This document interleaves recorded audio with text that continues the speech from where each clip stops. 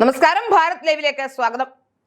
നേമത്തെ BJP. സ്ഥാനാർത്ഥിയും BJP. സംസ്ഥാന അധ്യക്ഷനുമായ രാജീവ് ചന്ദ്രശേഖറിന്റെ നാമനിർദ്ദേശ പത്രികയുമായി ബന്ധപ്പെട്ട് വലിയ ആരോപണങ്ങളാണ് കോൺഗ്രസ് ഉയർത്തിയത്. എന്നാൽ ആ ആരോപണങ്ങളെയെല്ലാം പ്രതിരോധിച്ചുകൊണ്ടാണ് ഇന്ന് അദ്ദേഹം വാർത്താ സമ്മേളനം വിളിച്ചത്.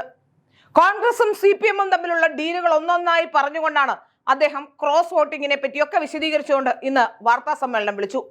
വാർത്താ സമ്മേളനത്തിൽ അദ്ദേഹത്തിന്റെ വീട് സംബന്ധിച്ചുയർന്ന ആരോപണങ്ങൾക്ക് അദ്ദേഹം വ്യക്തമായി മറുപടി പറയുകയും ചെയ്തു.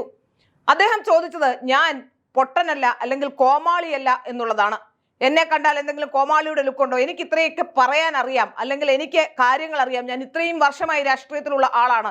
ഈ രാഷ്ട്രീയ രംഗത്ത് എനിക്ക് ഇന്ന് വരെ പേരുദോഷം കേട്ടിട്ടില്ല എന്ന് അദ്ദേഹം വ്യക്തമാക്കുകയും ചെയ്തു. നേമത്തെ ഓരോ തെരഞ്ഞെടുപ്പിലെയും ക്രോസ് വോട്ടിങ്ങിനെ പറ്റി, ആ ക്രോസ് വോട്ടിങ്ങിലുണ്ടായ ഓരോ കാര്യങ്ങളും ചൂണ്ടിക്കാണിച്ചുകൊണ്ടായിരുന്നു അദ്ദേഹത്തിന്റെ വാർത്താ സമ്മേളനം. ഏതായാലും അദ്ദേഹത്തിന്റെ വീടുമായി ബന്ധപ്പെട്ടും നാമനിർദ്ദേശ പത്രിക തടഞ്ഞു വെച്ചതുമായി ബന്ധപ്പെട്ടുമുള്ള ചോദ്യങ്ങൾക്ക് അദ്ദേഹം വ്യക്തമായാണ് മറുപടി പറഞ്ഞത്. ആര് പരാതി കൊടുത്താലും അത് തെരഞ്ഞെടുപ്പ് കമ്മീഷന്റെ രീതിയാണ്. തെരഞ്ഞെടുപ്പിൽ അത് വിശദമായി അന്വേഷിച്ച് കണ്ടെത്തിയ ശേഷം മാത്രം ആ പത്രിക അത് അംഗീകരിക്കുക എന്നുള്ളത്, അതാണ് വാസ്തവത്തിൽ സംഭവിച്ചിട്ടുള്ളതെന്ന് അദ്ദേഹം പറഞ്ഞു. അദ്ദേഹത്തിന്റെ വീടുമായി ബന്ധപ്പെട്ട് ഉയർന്ന ചോദ്യങ്ങൾക്കും തന്റെ പാർട്ട്ണർഷിപ്പ് ഫേമാണ്, ആ ഫേമിന്റെ കീഴിലാണ് ആ ബിൽഡിംഗ് എന്ന് അദ്ദേഹം പറയുകയും ചെയ്തു. വ്യക്തിഗത വിവരങ്ങൾ മാത്രമേ തന്റെ തെരഞ്ഞെടുപ്പുമായി ബന്ധപ്പെട്ടുള്ള വിഷയങ്ങൾ ഉൾപ്പെടുത്തേണ്ടതുള്ളൂ. അതാണ് തെരഞ്ഞെടുപ്പ് കമ്മീഷന്റെ ചട്ടം. അതുകൊണ്ടാണ് അദ്ദേഹം അത് പറയാതിരുന്നത് എന്ന് വ്യക്തമായി പറയുകയും ചെയ്തു. ഏതായാലും ഈ പ്രക്രിയ ഇങ്ങനെ നടന്നുകൊണ്ടിരിക്കുകയായിരുന്നു. അദ്ദേഹത്തിന്റെ പത്രികയുമായി ബന്ധപ്പെട്ടുള്ള ഈ പത്രസമ്മേളനം കഴിയും മുമ്പ് തന്നെ അദ്ദേഹത്തിന് ആശ്വാസകരമായ വാർത്ത എത്തുകയും ചെയ്തു.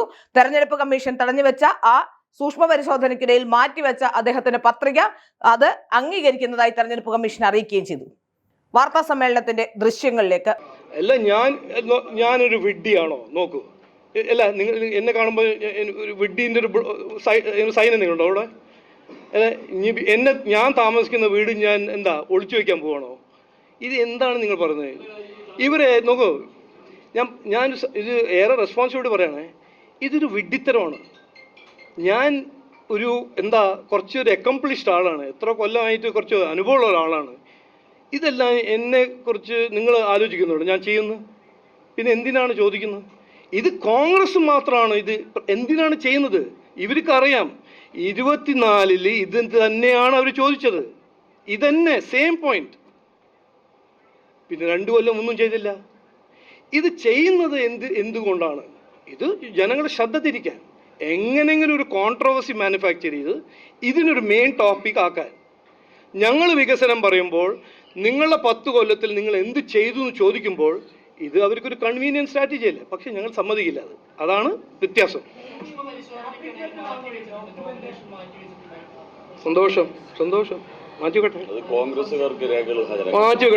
അത് എല്ലാവരുടെയും കുറെ നോമിനേഷൻ ഫോം മാറ്റി വെച്ചിട്ടുണ്ടല്ലോ. കാരണം ഞാൻ മനസ്സിലാക്കുന്നത്, എനിക്കറിയില്ല, പരാതി വരുമ്പോൾ അത് ഇലക്ഷൻ കമ്മീഷന്റെ ഉത്തരവാദിത്വമാണ് പരാതി ഇൻസ്പെക്ട് ചെയ്യാൻ, നോക്കാൻ. അവർ നോക്കട്ടെ.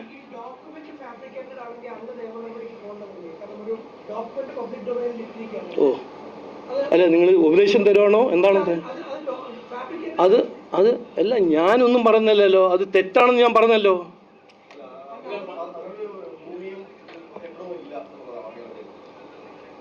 അല്ല, എന്താണ് നിങ്ങൾ ചോദ്യം ചോദിച്ചാൽ കൃത്യമായി ചോദിച്ചാൽ ഞാൻ പറയാം. അങ്ങനെ ഭൂമി ഇല്ല എന്ന് ഞാൻ പറഞ്ഞിട്ടില്ലല്ലോ. ആ ഭൂമി, ആ വീട് എൻ്റെ അല്ല, ഒരു കമ്പനീൻ്റെ ആണ് എന്ന് ഞാൻ കൃത്യമായി ഇന്ന് ക്ലാരിഫൈ ചെയ്യുന്നു. അപ്പോരെ? അല്ല, വീടുണ്ട്, നല്ല വീടുമാണ്. ഞാൻ വളരെ സ്നേഹത്തോട് ഉണ്ടാക്കിയൊരു വീടുമാണ്. അതെല്ലാം കറക്റ്റാണ്. പക്ഷെ ആ വീട് എൻ്റെ പേരിലല്ല. അതാണ് പോയിന്റ്. അതെ, ഓക്കെ. അത് ഞാൻ ക്ലാരിഫൈ ചെയ്യാം, വേണമെങ്കിൽ ക്ലാരിഫൈ ചെയ്യാം. ഇത് നിങ്ങൾക്ക് അത് മനസ്സിലാക്കണമെന്ന് ഞാൻ പറയുന്നത്. വീട് ഓൺ ചെയ്യുന്ന ഒരു പാർട്ട്ണർഷിപ്പ് ഫേമാണ്. ആ പാർട്ട്ണർഷിപ്പ് ഫേമിൻ്റെ പാർട്ട്ണറാണ് ഞാൻ. ഇലക്ഷൻ കമ്മീഷൻ എഫിഡവിറ്റ് പ്രകാരം നിങ്ങൾ ഒരു കാൻഡിഡേറ്റിന് ഡിസ്ക്ലോസ് ചെയ്യേണ്ടത് കാൻഡിഡേറ്റിൻ്റെ ഡയറക്റ്റ് ഇൻട്രസ്റ്റ്. മനസ്സിലായില്ലേ? അപ്പോൾ ഡയറക്റ്റ് ഇൻട്രസ്റ്റ് ആ എഫിഡവിറ്റിൽ ഡിസ്ക്ലോസ് ചെയ്തിട്ടുണ്ട്. അതാണ് പാർട്ട്ണർഷിപ്പ് ഫേമിൻ്റെ ഇൻട്രസ്റ്റ്.